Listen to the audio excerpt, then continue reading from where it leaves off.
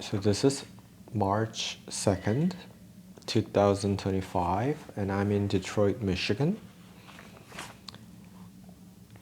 I have another week of classes, and I have a spring break in the middle of March, and I'm very, very excited about that.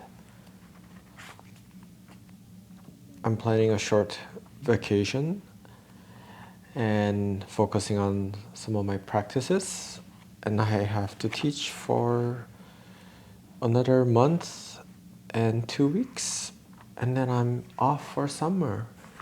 It's pretty crazy that it's already coming to end of my first year teaching full time. So, what have I been thinking about since I made my last video, which is only 2 weeks ago? So,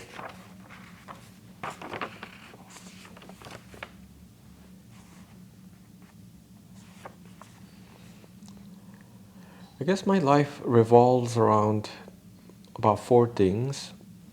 First is my family, my partner, um, my parents, my friends, and two, which is the teaching job, where I'm working full time at a state university. And then I have my own art practice where I make and show my projects, drawings, installations, and digital works. And four, I do curatorial projects at my space in Seoul called Forever Gallery. So between four things, every day is a bit of a Tetris, as I like to say, just moving things around and also just arranging things. So, as an artist, there are many different types of artists. There are people who make paintings or sculptures in their studio and they really focus on the craft or their narrative or storytelling. And sometimes they show, sometimes they don't, but it's really about their time in the studio.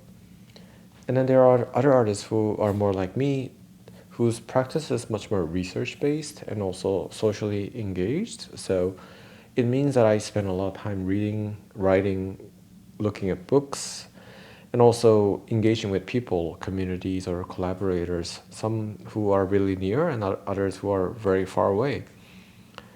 So at the moment, I am just finalizing some details about my work for this year and next year. So I did some meetings with curators.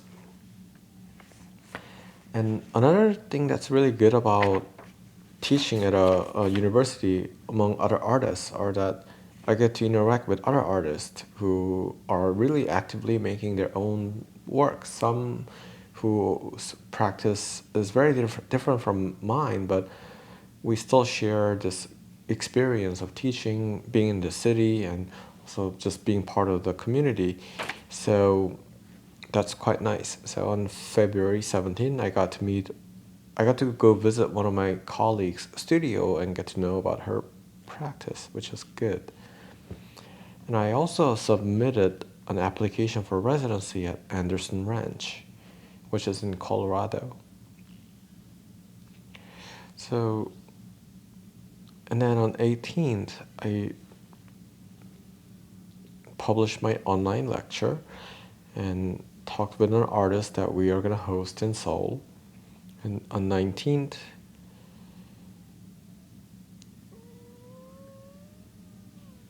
yeah, that was really busy. So, okay.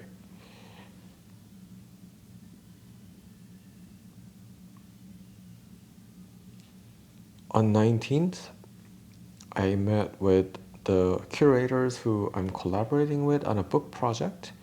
We are thinking about making a book about artificial intelligence and art. And it's been a pretty exciting project. We've been talking about it for months now. It seems like it's finally actually materializing now. So the editors meet every 2 weeks or so, talking about their progress and direction. So we had meeting of that. On the 20th, we went to H Mart, which is a Korean market. And I also met with a person who I met years ago, who I don't know really well, but it was just a coffee date to talk about what they're doing, if there could be a collaboration between us. So that was really nice. On 21st, oh, that was also quite a busy day. I went to this art center that's here in Detroit. Got to meet with the curator there, which was very sweet because she knew of my work from before, and it was a very generative and generous conversation about what we could do together and if we could collaborate in our new city, because she also just moved. Also met with my collaborator who's in Berlin, on Zoom. And dinner, oh yeah, we hosted our colleague for dinner, my colleague and her partner. So that was really sweet to cook some food, have some drinks, and get to know each other. That was a really sweet night.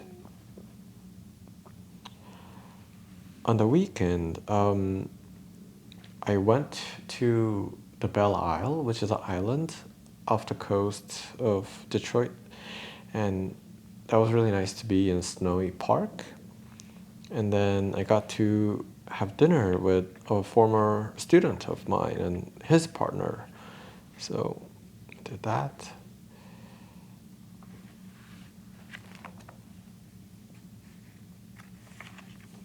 And 24th, got to meet with my colleagues in France about some stuff, and that was also a really nice meeting.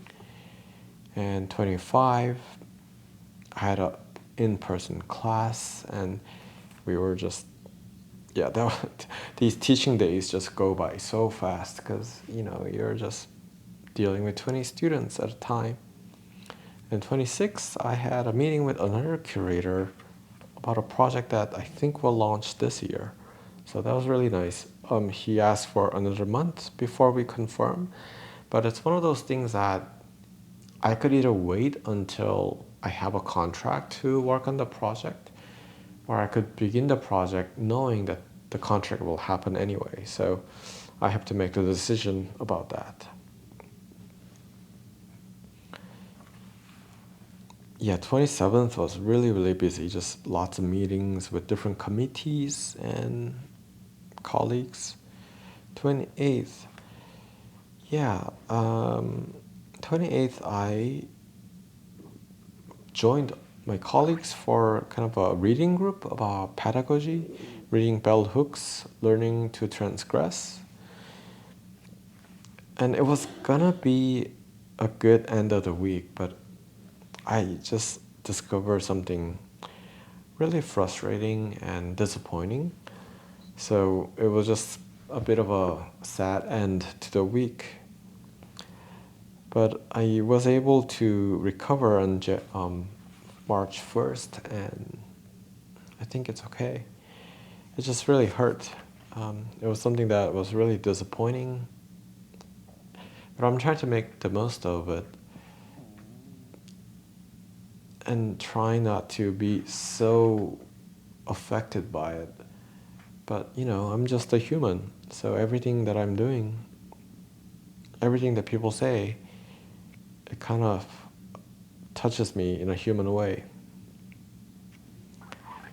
So I spent today, which is March 2nd, just working on the annual salary review. So every year, all the professors are asked to submit this document that consists of their professional progress, their teaching, their creative work, recognition, and also the service that they provide for the university, and students' teaching review.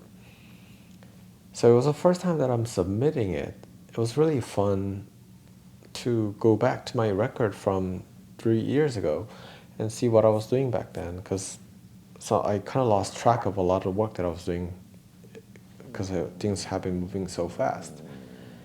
So it's a bit of a challenge to follow the steps that are required for these reviews, but it's also a good opportunity to look back, reflect upon, and sort of give myself a recognition that all the work that I've been doing are kind of coming together.